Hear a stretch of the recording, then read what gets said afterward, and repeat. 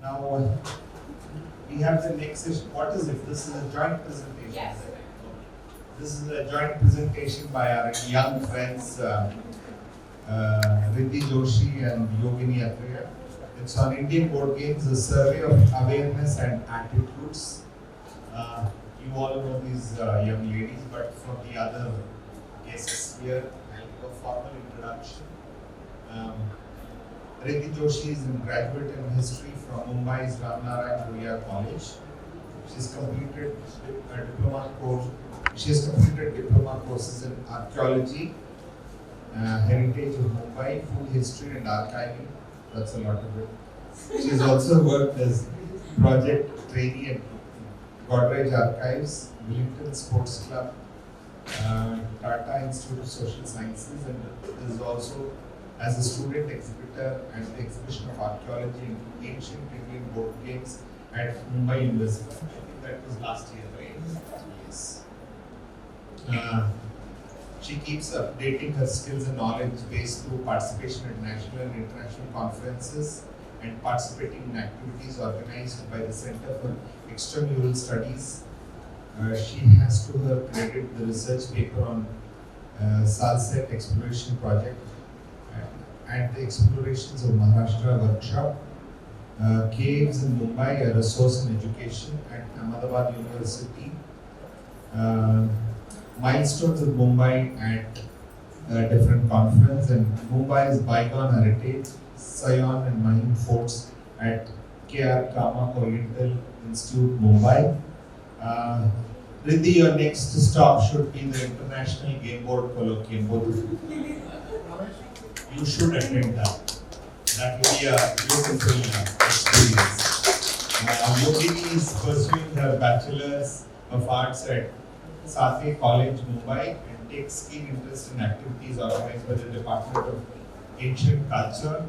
She has to accredit research paper on archaeological explorations at Nagla Bandar and archaeological explorations at Saravali and Dhulkhadi, which she presented at the National Numismatic Conference.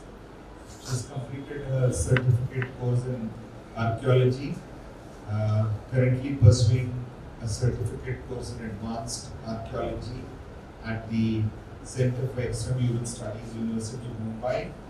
She has volunteered at various events like Ancient Indian Board Games and the Mumbai University's annual archaeological exhibition. You make a wonderful pair. Be friends for life and do this work together. Yes. It will be a great experience. Yeah.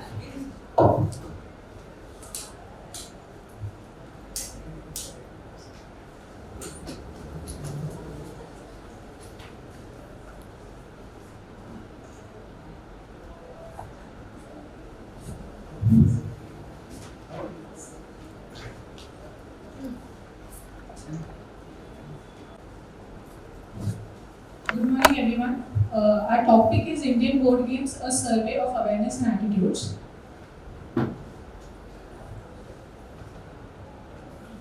So from yesterday we are hearing that games have been there in India since ancient times, and they were basically a part of life. They were a way of living, and not specifically as we take time out of our lives every day to play games. It was not like that during that time. It was a part of life, it was a way of living. It had multifaceted aspects. It was a point of social, cultural, economic, political development. So, since everybody has been talking about it since yesterday, we won't go in details about how games were. But why did we choose this topic? So, when we thought about this, we started searching for information. And then we came across an article in the Hindu. So that article was basically about how traditional games are now losing its importance in comparison with modern games. And it mentioned that,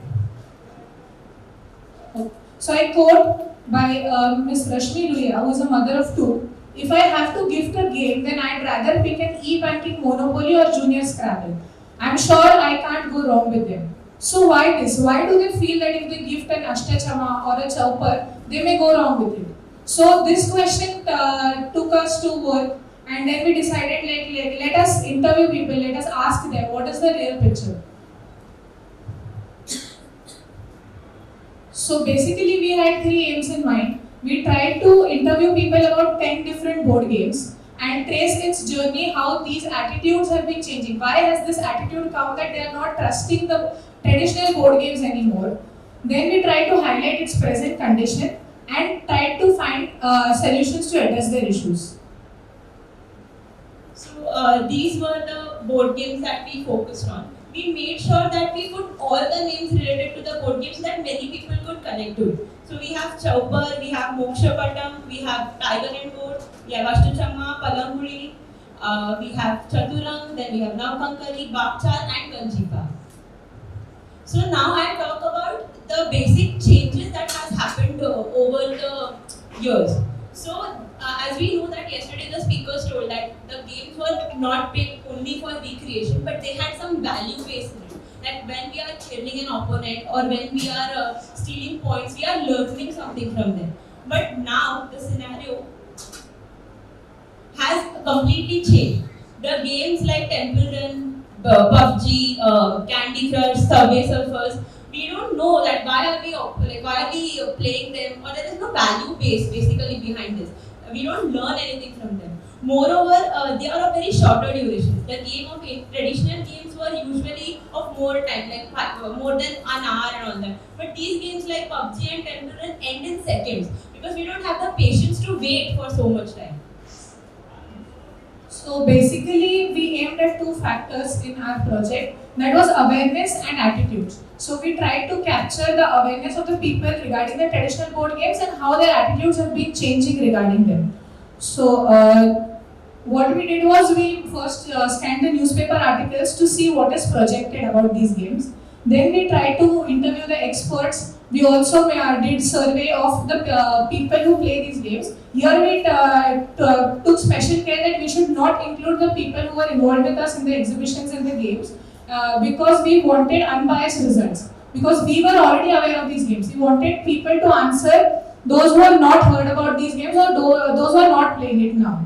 So that and later we analyzed all of them.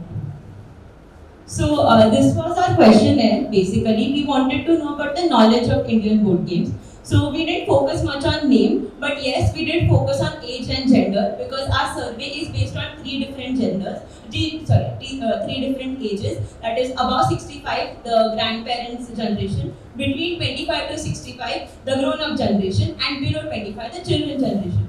Also, we wanted to know the gender because as Naneshwari ma'am mentioned yesterday, there was boy game and girl games separately. So are they still prevalent? Why is it and all that we wanted to know. And we divided our survey into 2 parts. One is the awareness part and the second is the attitude part. So this is a pie diagram of the sample size. Sample size was 300 respondents. So starting with our results.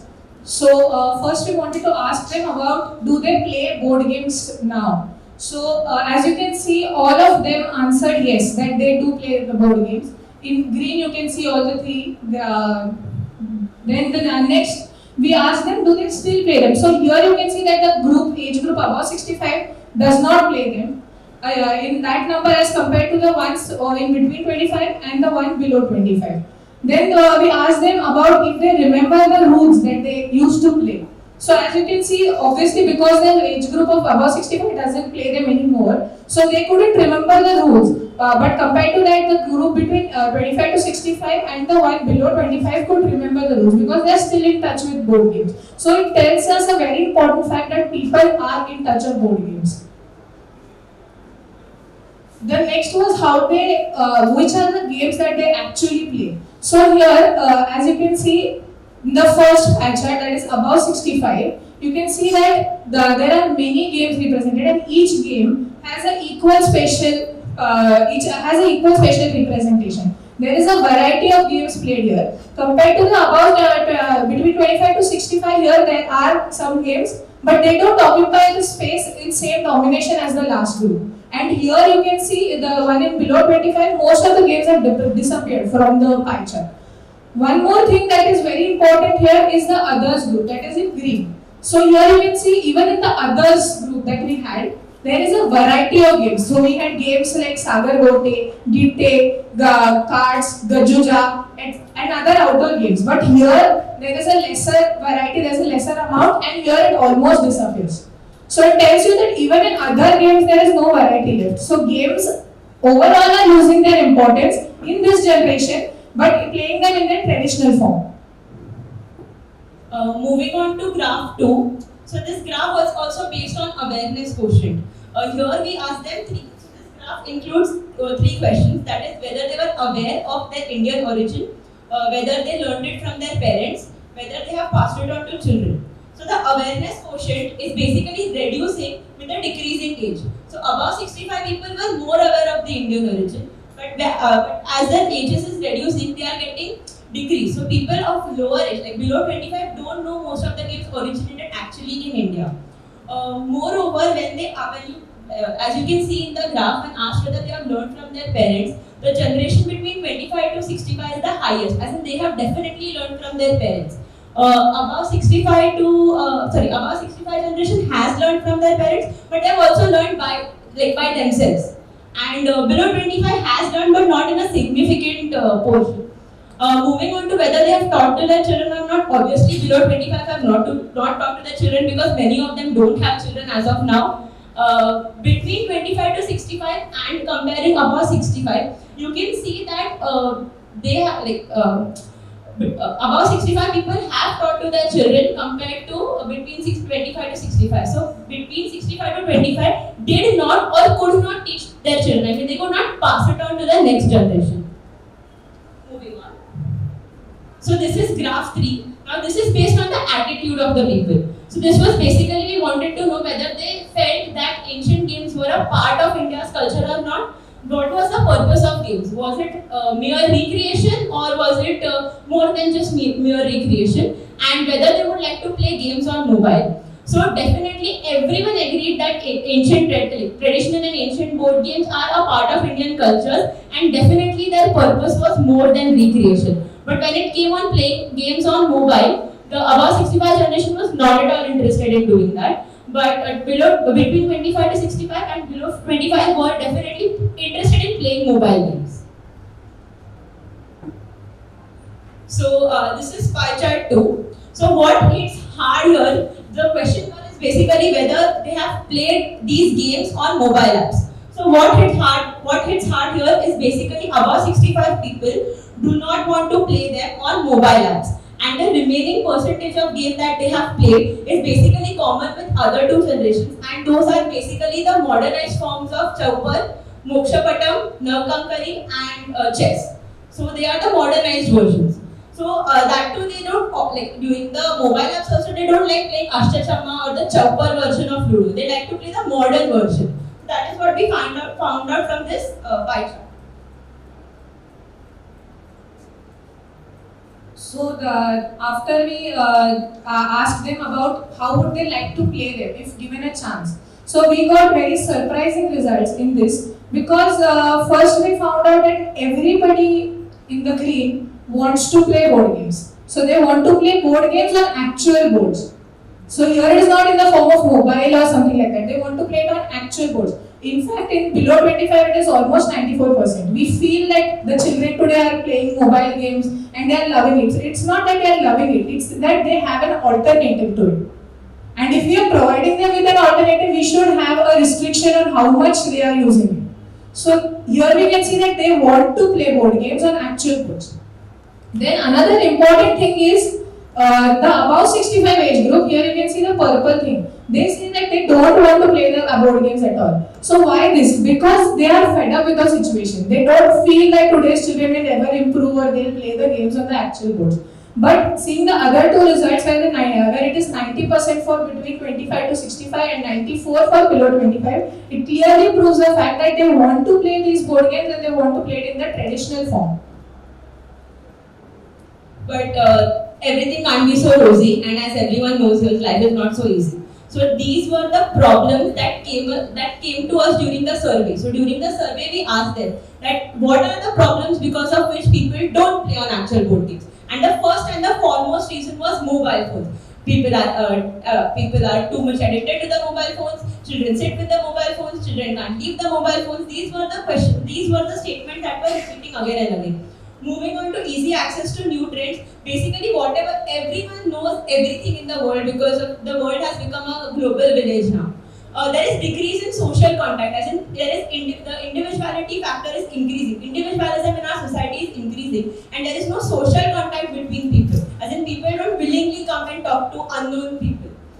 There is no leisure time. So our life has become so busy that everyone is just running around. Children go to classes, parents have to go to work, grandparents are also busy with their organizations or whatever, or they're waiting that their grandchildren remove time for them and come to them. There is no time basically. Also the attention span, as I have already mentioned, the attention span has reduced. The games have reduced from hours to seconds. And nowadays the attention span of children is only for 20 minutes. So from 5 hours to 6 hours it has reduced to 20 minutes. Also our academic culture. Our academic culture focuses on studies more than on sports or games. And also on, if it is focusing on sports, then only on some kinds of sports. It doesn't give an unbiased opinion. And there is insufficient advertising and marketing. Definitely there is marketing and advertising. I'm not saying there is 0% of marketing or advertising. But it has to be done more with more enthusiasm, and youngsters should be involved in it. That is what the survey tells us. So, as you already said that there is an awareness among people regarding the board games, but why do we still put suggestions as awareness programs? So one thing we noticed was most of these games that yesterday we discussed are not that popular in North India. North India also has a different set of games, so they are not that popular. So it has to be popularized in such a way that these games can be known all over India and if possible also throughout the world. Again, one more thing about awareness I would like to mention is we are comparatively aware. Even the people who play this are aware. But I'll share my experience when I had visited Badami and I saw these games on the floors of the KS. I asked my guide that what is it? Because I knew it and I wanted to know what they know about it. And what she mentioned to me was these are the markings made by the PWD department to identify and distinguish the games. So that was very surprising. And so when such awareness reaches such people, only then the common people will understand. Huh? Yeah, I told them, then I also told my friends. So the awareness should reach such type of people who are making the others aware of these monuments. So that is one point I would like to make.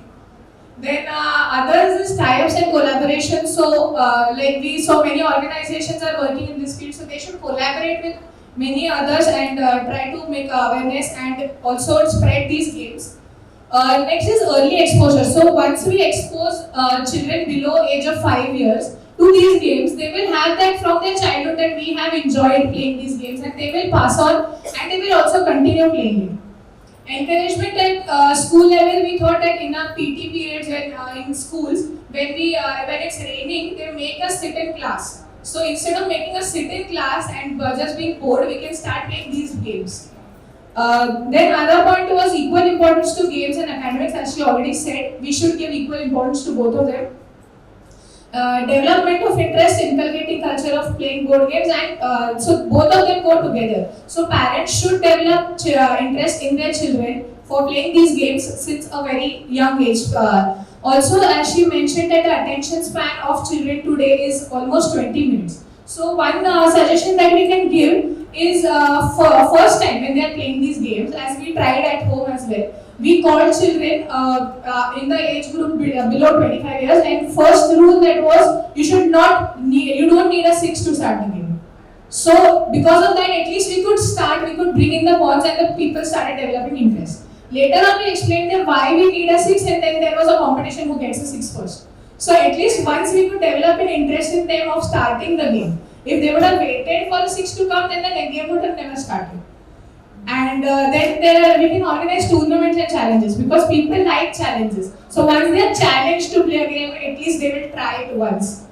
Then modification of games, as I mentioned in the rules. Advertising through social media. So we also tried this. We during our conference before 10 days, we started putting countdowns. So like when there were 10 days to go, we put the 4th of Dash Booty. When there were 9 days, we put Nava Kankari. So in this way, like same as the number of the days left, we started putting games. For 8 days, we put Ashtapada. So that is how when we were putting it on our social media accounts, people are asking, we used to play this in our childhood. Which is this game? How do you play it? Please explain. Or we have it somewhere in the house, we'll search and you teach us. So that is how we can make people aware and we can tell them to start it again. Then game libraries and game zones at malls. So malls, everyone visits and everyone goes to the gaming zone regardless of their age. So at least we can start these at malls. They control access to mobiles and technology. So they can be told that mobile is only an alternative. When you try it on actual boards, it is a completely different experience. And participation of all. So there was a suggestion made by a person who said that today we grandparents have a lot of time and we don't have anything to do except of our daily day-to-day work. So what we can do is we can teach our grandchildren, or at least we can gather the grandchildren of our society and make them play. So that has to be done. And even the age group of between 25 to 65 should make themselves do this, and they should take out time for teaching this, passing on this legacy, because they are the link between the age group of above 65 and the one below 25. One more suggestion was this pre-drawn boards in gardens and other playing parks. So as we see in many foreign countries, we see chess boards drawn in parks for people to play. In that way, if we make bigger boards of our games and place it in the gardens, so people will be curious and they will try. And then probably they can buy a smaller version and play it at home. So to conclude, we saw that because of the changing representation of games from boards to mobiles, there has been a change in the awareness and attitudes of people.